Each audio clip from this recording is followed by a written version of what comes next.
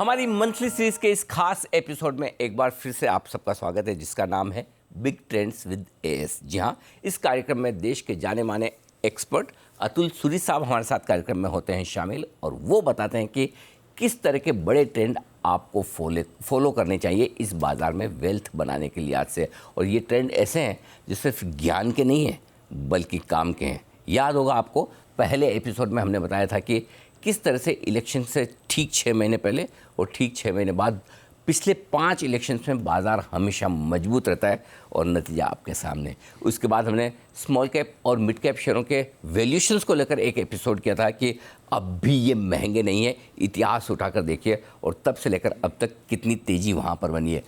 Index funds को लेकर लोग आमतौर पर मानते हैं कि ये तो पैसिव फंड है, आराम से जिसको सुस्ती के साथ काम करना है उनके लिए अच्छे, लेकिन कितने एक्टिव इंडेक्स फंड हैं, अपने आप में इंडेक्स में जो बदलाव होते हैं उसके चलते किस तरह से ख़राब शेयर बाहर होते हैं और अच्छे शेयर आ जाते हैं, जो किसी भी फंड मैनेजर के लिए बड़ा मुश्किल काम है। इस पर डीप रिसर्च की और जब इतनी 3 बेहतरीन एपिसोड्स आपने देख ली तो मैं जानता हूं कि आपकी उम्मीदें अतुल सर से बहुत ज़्यादा हैं। मैराथन ट्रेंड्स के पीएमएस के फाउंडर अतुल सूरी साहब हमारे साथ हैं। अतुल सर, बहुत बहुत स्वागत है आपका। जैसा मैंने माहौल बनाई दिया कि लोगों की उम्मीदें बहुत ज़्यादा है, ये बताएं कि आज का एपिसोड ये वाला किस ट्रेंड को लेकर आप बना रहे हैं?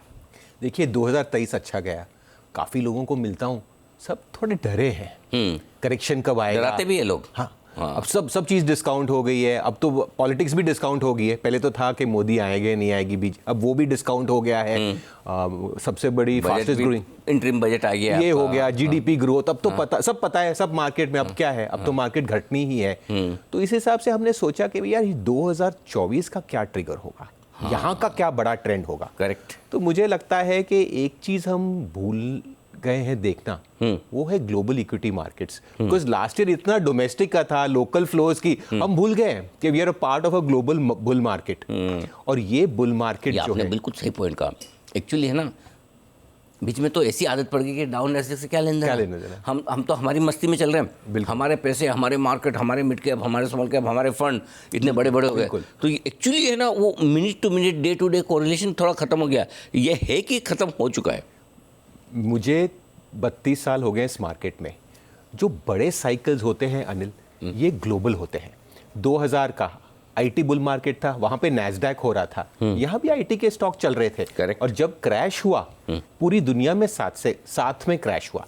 2003 2008 हमारा बहुत बड़ा बुल मार्केट रहा। ये सिर्फ इंडिया में नहीं था, ये ग्लोबल था। जब क्रैश हुआ, फाइनेंशियल क्राइसिस वहां पे हुई, सब प्राइम वहां पे हुई, लेकिन क्रैश तो सब जगह हो गया। कोविड एज रिसेंट एज 2020 अब देखेंगे तो जो बड़े ट्रेंड्स होते हैं ना, ये ग्लोबल होते हैं। इन ग्लोबल में कोई मार्केट आउट परफॉर्म करती है, कोई अंडर परफॉर्म करती है, उसके जो फंडामेंटल्स उस टाइम क्या होते हैं। लेकिन जो बड़ी मूव्स होती हैं, they are global in nature. तो उस हिसाब से मुझे लगता है कि ये अगले 2 साल में सबसे बड़ा ट्रिगर जो हम देखना भूल गए हैं is actually a very big equity global bull market. अच्छा। और ये bull market Anil last month start हुआ है, शुरू अब हुआ है। ये शुरू हुआ लास्ट मंथ। एक मिनट, आप तो बड़ी हेडलाइन वाली बात करें। तो पहली चीज़ तो है कि अगले 2 सालों में जो बड़ी तेज़ी बनेगी वो दुनिया भर में बनेगी। पॉइंट नंबर 1, दुनिया भर के मार्केट अब बड़े बुल मार्केट में जा रहे हैं। और तीसरा पॉइंट आप कह रहे हैं, इस बड़े बुल मार्केट की शुरुआत पिछले महीने ही हुई है पूरे ग्लोबल मार्केट में। करेक्ट। अब एक एक करके मुझे समझाइए कि क्यों ऐसा आपको लग रहा है कि दुनिया भर के बाजार बड़े बुल मार्केट में हैं? तो दुनिया में बेसिकली 3 इंपॉर्टेंट मार्केट्स हैं, हम तीनों को देख लेते हैं। 3 बड़े मार्केट हैं, क्योंकि इन तीनों की जो ग्लोबल मार्केट कैपिटलाइजेशन है वो 85% है। 85% ऑफ द ग्लोब ये 3 ही मार्केट है। ओके। तो पहला हम जो देखते हैं वो है यूएस मदरशिप।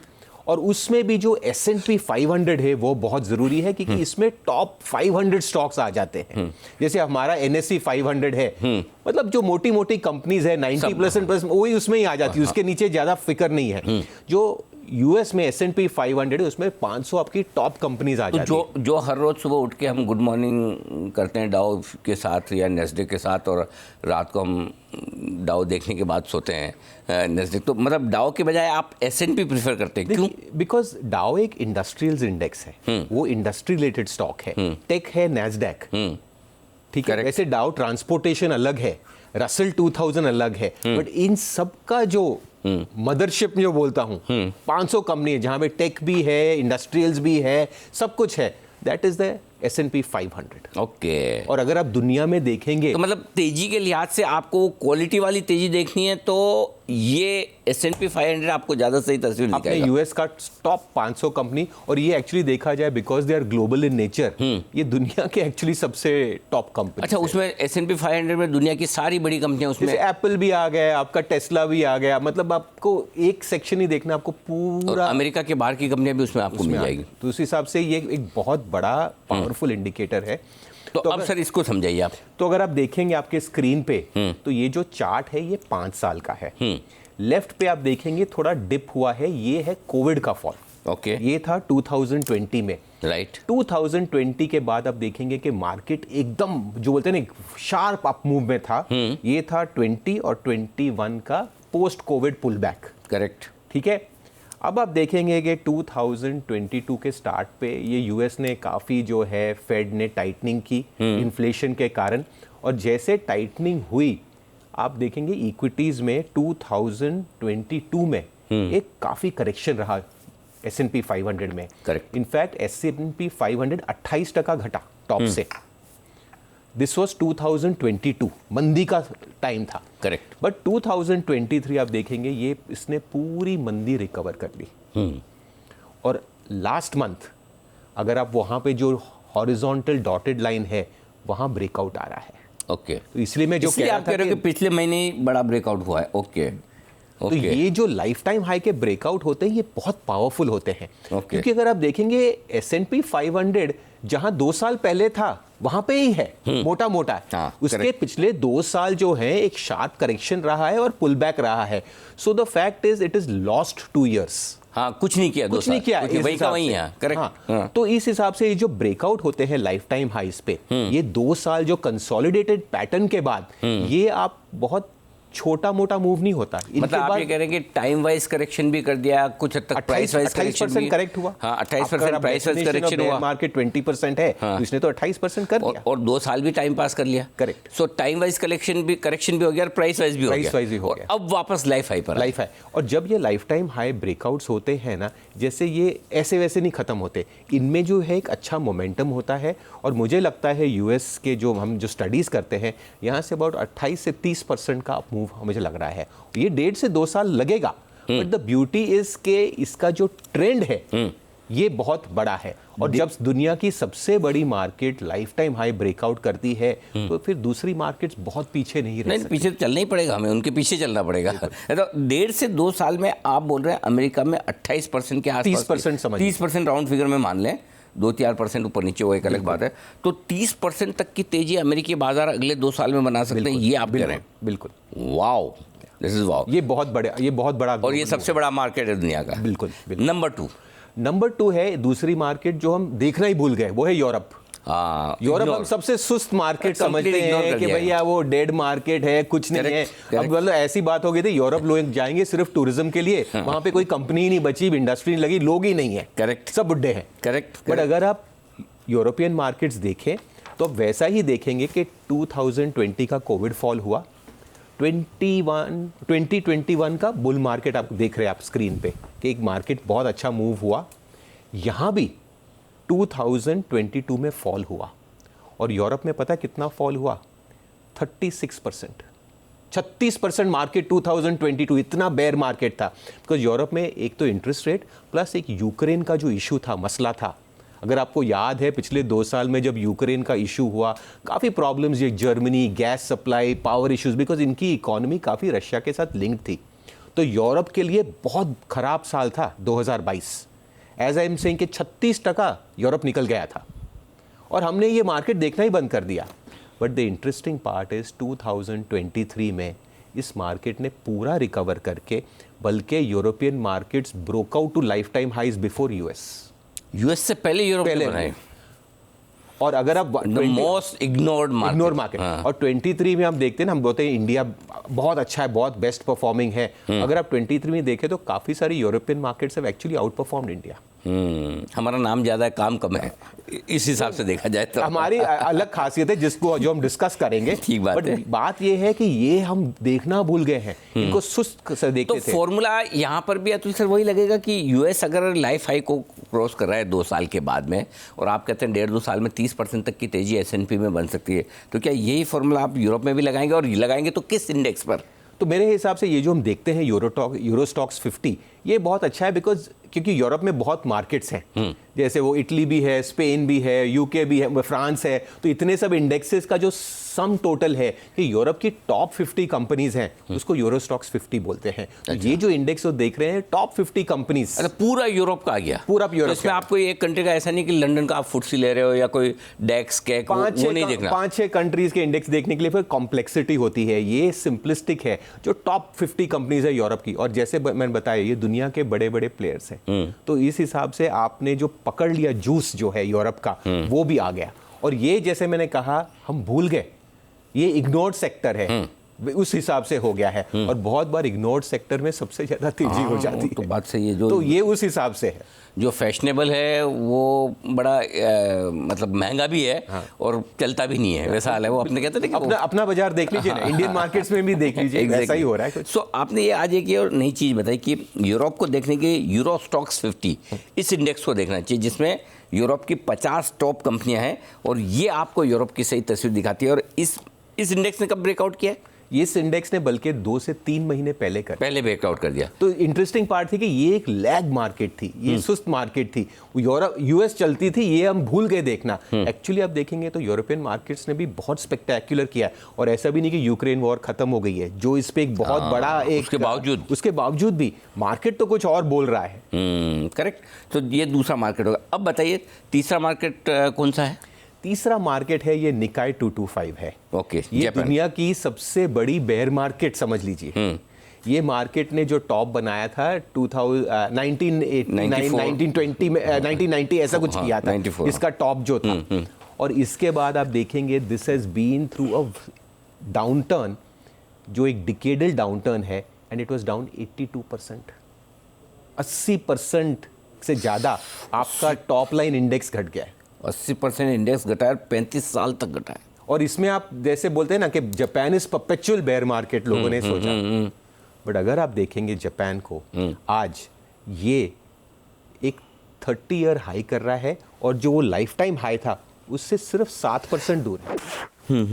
ओके, सो जो बेरिश, सबसे बेरिश मार्केट है वर्ल्ड में, जो बोलते हैं ना परपेचुअल बेयर मार्केट है, डिकेडल बेयर मार्केट है, वो भी आज अपने लाइफ टाइम हाई से सिर्फ 7% दूर है। और 30 साल की ऊंचाई पर है। 30 साल की ऊंचाई पे है। 30-35 साल का ये जो पूरा जो डाउनटर्न है, ये निकला जा रहा है।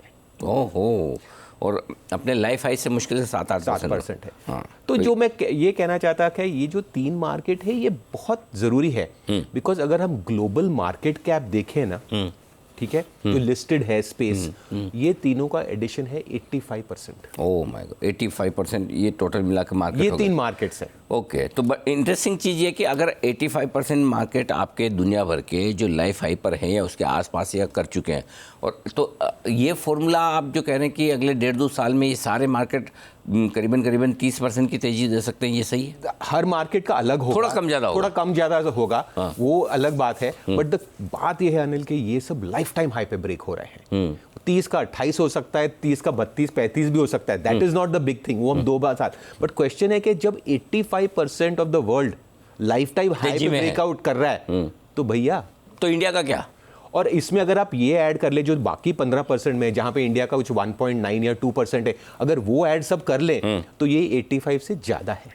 87% है प्लस और ला ले तो what I am trying to say is कि जब 85-90% of the world is breaking out into lifetime highs, उस हिसाब से ये हम देखना भूल गए हैं। बट ये एक बहुत बड़ा ट्रिगर हो सकता है हमारे लिए। अब सर इसमें क्या है कि चलो ठीक है, 85-90% मार्केट दुनिया के नए ब्रेकआउट पे जा रहे हैं, और आप कह रहे हैं कि भाई 2 साल में यहाँ पर आराम से 25-30% की तेज़ी तो बन ही सकती है, ठीक है, अच्छी बात है। लेकिन अल्टीमेटली हमारे पैसे तब बनेंगे जब इंडिया में क्या होता है, इंडिया का इससे क्या कोरिलेशन हो सकता है और कैसे? अगर आप इंडियन मार्केट्स देखें तो आप देखेंगे कि मोटी मोटी स्टोरी जो है सेम थी। 5 साल का चार्ट आपको दिख रहा है, ये हम घटे कोविड में, दुनिया घटी, हम भी घटे 2020 में। फिर हमारा बुल मार्केट हुआ 20 और 21 में, दुनिया में आपने देखा सब कंट्रीज में हुआ। अब यहाँ से थोड़ा फर्क हो गया स्टोरी में। हमने देखा कि यूएस घटा था 28%, यूरोप घटा था 36%, बट इंडिया फेल ओनली 18%। कम घटे हम, सबसे कम। हाँ, इनफैक्ट हाफ ऑफ यूरोप घटे। तो इस हिसाब से ये एक पहली बहुत जरूरी बात थी। अब आप बोल सकते हो रिटेल फ्लोज थे या जो भी था, कारण कुछ भी वो हो, कारण कुछ भी हो, market is a sum total of everything. But ये बात है कि फर्स्ट एंड फॉरमोस्ट के हम एक मार्केट 22 में हम भी घटे थे, बट हम कम घटे। एंड जो है ये एक बहुत क्वालिटी होती है, जो स्ट्रॉन्ग स्टॉक होते हैं, स्टॉक इंडेक्सेस होते हैं। और जैसे 2023 जो हम तेजी की बात कर रहे हैं, India broke out to lifetime highs in June of 23। Correct. तो ये दुनिया से 6 महीने पहले ब्रेकआउट हो गया है। ओके, तो मतलब हम घटने में सबसे कम घट रहे हैं, बढ़ने में सबसे पहले बढ़ रहे हैं। ब्रेकआउट कर दिया हमने। हाँ। तो इसीलिए जो एक थ्योरी है कि जो stocks that fall less in falling markets and are the first to break out are leaders of the bull market. हाँ, आप तो कुछ बड़ी इंटरेस्टिंग चीज़ बता रहे हैं। इसका मतलब आपकी थ्योरी से मैं जाऊं तो आप ये कह रहे हैं कि अगले 2 साल में दुनिया भर के बाज़ारों में जो बड़ी तेज़ी बनेगी उसकी लीडरशिप हमारे बाज़ार से आएगी। We will outperform high probability. मतलब लीड तो खैर नहीं कर सकते, वो हम भी जानते हैं, लीड तो अमेरिका को करना तो नहीं है, साइज हमारी नहीं है, लेकिन बात यह है कि जिगर है। जो डर की बात है कि अरे 23 में तो बढ़ गई, अब क्या। हाँ। क्वेश्चन इज कि ये तो ग्लोबल बुल मार्केट वहां पे स्टार्ट हो रही है। ठीक है, अब डे टू डे या हफ्ता मंथ टू मंथ नहीं देख सकते, बट द ब्यूटी इज कि जब global 85-90% global market life time high पे ब्रेकआउट हो रही है, 1.5-2 साल की तेजी है, तो उसमें why should India do bad.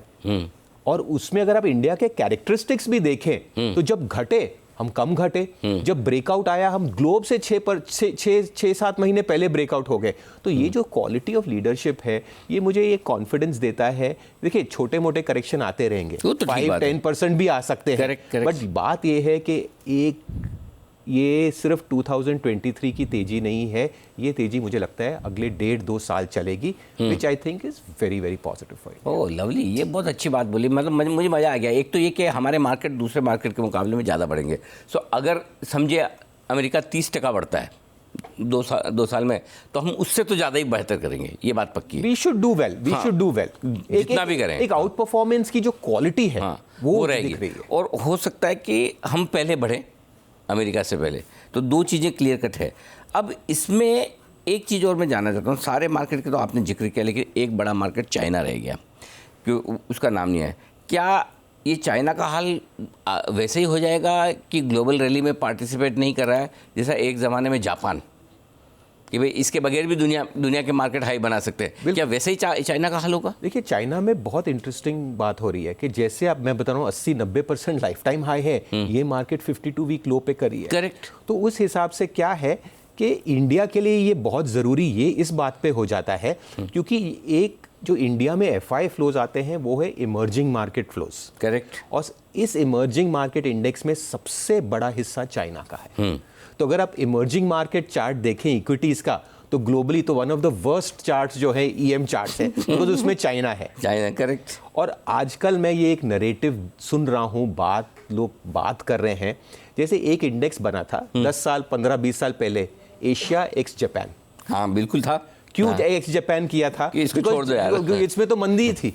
मुझे भाई ये एशिया में इन्वेस्ट करना है, लेकिन अगर मैं जापान का वेटेज डालूं तो मेरा भाई आधा पैसा उसमें चला गया। करेक्ट। तो इसीलिए मुझे एशिया में इन्वेस्ट करना, लेकिन जापान में नहीं करना। तो मुझे लग रहा है कि एक नया नैरेटिव बनेगा, इमर्जिंग मार्केट एक्स चाइना, और उस हिसाब से जो मार्केट रह जाएगी जिसका हाईएस्ट प्रोबेबिलिटी वेटेज होगा, लिक्विडिटी होगी, दैट विल बी इंडिया।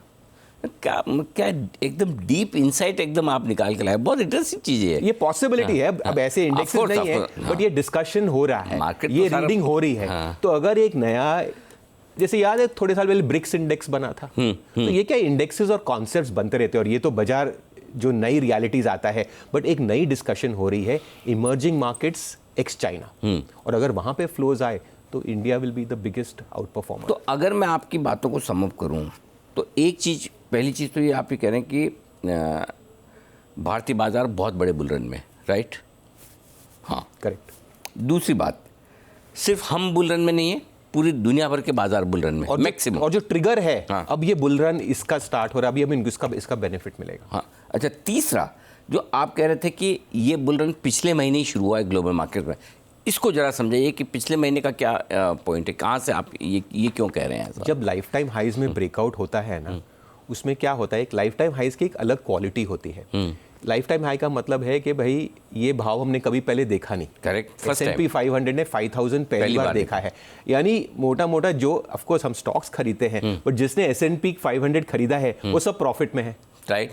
हाँ, जिसने खरीदा वो तो है ही है। वो तो लाइफ हाई पे तो कैसे लॉस तो करोगे? सब प्रॉफिट में है। Correct, correct. तो एक चीज है कि भाई इन्वेस्टर सेंटिमेंट पॉजिटिव है, और दूसरी बात क्या होती है कि बहुत से लोग साइड लाइन पे बैठे रहते हैं करेक्शन के लिए। बहुत से लोग रुकते हैं, बट जब लाइफ टाइम हाई होता है तो आपको आना ही पड़ता है। हाँ, और वो मिस आउट वाली फीलिंग आ जाती है। और क्या है, फंड्स के लिए काफ़ी बेंचमार्किंग होती है, ये सब इश्यूज होते हैं। जब बेंचमार्क चल जाता है ना, मे बी दिल से आप शायद इतने बुलिश नहीं हो, लेकिन आपको बहुत बार डिप्लॉय भी करना पड़ता है। Correct. तो एक लाइफ टाइम हाई का एक अलग ही नेचर होता है। इसको कहते हैं ब्लू स्काई। ब्लू स्काई कहते हैं कि एक्चुअली आप उसमें ज्यादा टारगेट्स लगा भी नहीं सकते, पता ही नहीं क्योंकि आपने वो लेवल्स देखे नहीं नहीं, तो एक लाइफ टाइम हाई का एक अलग ही क्वालिटी है। आनंद है। बिकॉज आप और मैं में डिफर कर सकते हैं, ये बुल मार्केट है, बेयर मार्केट है, but at lifetime high we can not debate that. हाँ, वो भाव नहीं देखा, वो तो बुल मार्केट है ही है, बुल इसमें मार्केट कोई दो राय नहीं। तो उस हिसाब say that is a very powerful trigger for the mind.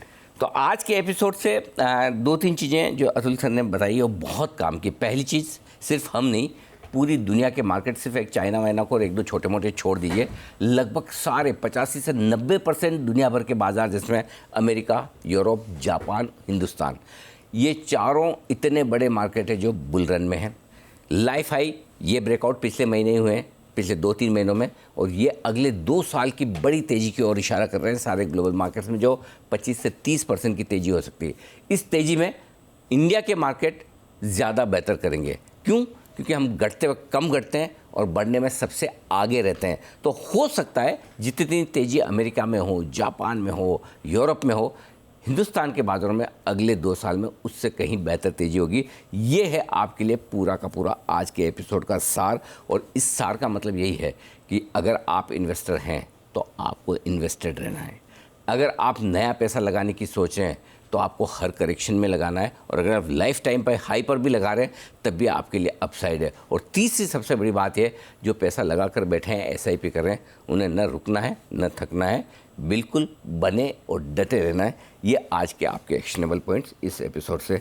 Atul sir बहुत बहुत धन्यवाद, मज़ा आ गया आज। मतलब ये अलग पर्सपेक्टिव जो आया है ग्लोबल मार्केट्स की तेज़ी का। नहीं तो हम तो ये सोच के बैठे चलो हम सब ठीक है, हमारे इन्वेस्टर पैसा लगा रहे हैं, हमारी इकोनॉमी मजबूत है, फास्टेस्ट ग्रोइंग है, वो सब तो है ही, इलेक्शन का भी डर निकले। लेकिन ये ग्लोबल पर्सपेक्टिव जो आया, ये एक एक्स्ट्रा मतलब कॉन्फिडेंस बूस्टर है ये। बिल्कुल, एक कोविड की वैक्सीन के बाद जो बूस्टर डोज आया ना, वैसा आपने एक बूस्टर डोज दिया। आई होप कि इसका फ़ायदा, वी होप, फिंगर्स क्रॉस्ड, बिल्कुल। Disclaimer, nobody knows the future. Absolutely, बस बिल्कुल कुछ डेटा के बेसिस पे ही हम ये करने की कोशिश करते हैं।